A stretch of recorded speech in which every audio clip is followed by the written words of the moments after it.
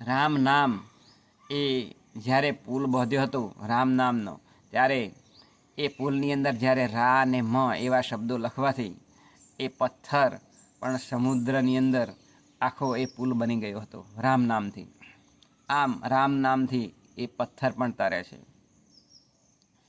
બીજું કે વાલીનો પુત્ર અંગદ જ્યારે એ રાવણની સભામાં ગયો હતો ને, ત્યારે એ અંગદે પોતાનો પગ રોપ્યો હતો રામનું નામ બોલીને, અને પછી કહ્યું, રાવણને એણે લલકાર્યો હતો, આપની સભાની અંદર કોની તાકાત છે કે મારા પગને ઉઠાવી શકે?